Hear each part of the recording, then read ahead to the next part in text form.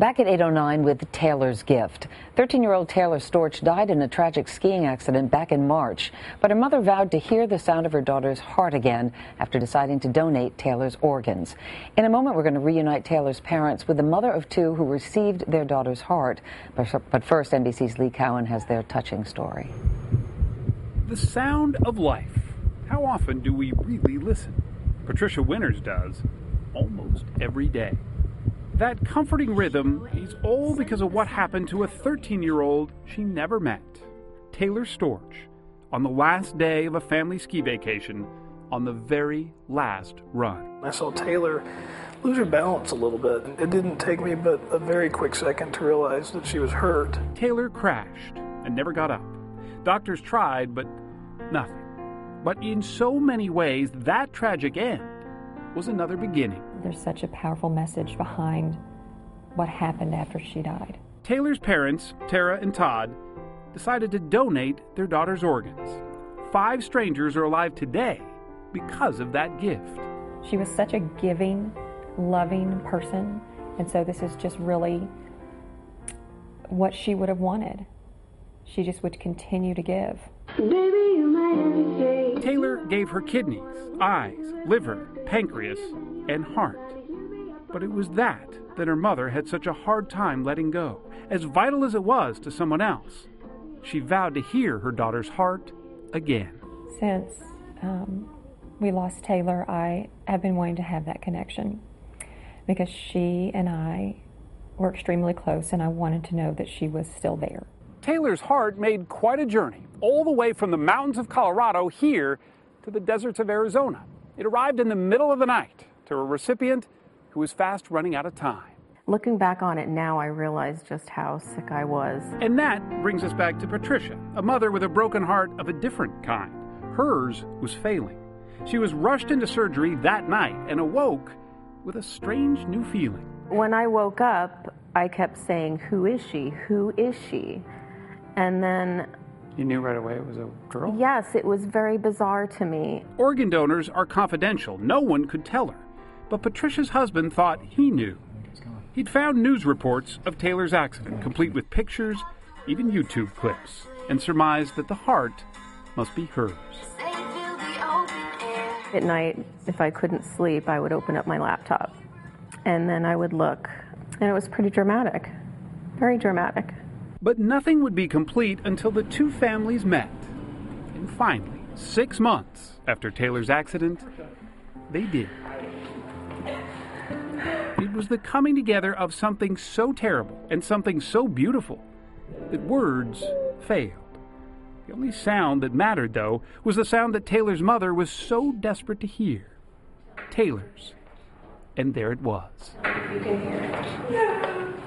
2 lives, 2 families, bound by one heart and one amazing gift. She's strong. For today, Lee Cowan, NBC News, Phoenix. Tara and Todd Storch are here along with Patricia Winters, and Taylor as well is here, because without her, Patricia, you would not have gotten a second chance at life. Is there a day that goes by that you don't think about that little girl? Not a moment. No, not at all. It's because I'm here, and I'm here raising my boys. I'm alive because of her. When you made the decision, Todd and Tara in the hospital that day in March, your daughter had been declared brain dead, and the hospital came to you, Todd, and said she'd be a great candidate to be a donor. And you, what amazed me is you said, without even discussing it with your wife, yes, we should do this. What made you so sure that it was the right thing to do? It was a very easy choice.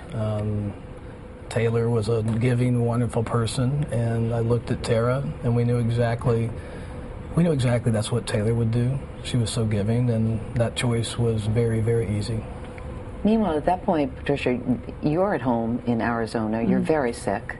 Can barely get out of bed on a daily basis to take care of your 2 little boys. Right. Had been a candidate twice before for a heart transplant, but both of those had fallen through. This time, you get the call, you go. It's a good match. You wake up, and as you said to Lee, you knew immediately it was the heart of a female. You found out it was a teenager, but how did you trace it to the Storch family and find out that it was this little girl's heart? Actually, my husband did while I was in surgery. A friend of his had sent over the article from Colorado, their news bulletins stating that a 13-year-old girl had died in a ski accident and a 39-year-old Arizona woman received her heart. So putting two and two together. Exactly. And then when you saw that child's face and made the connection, what was that like for you?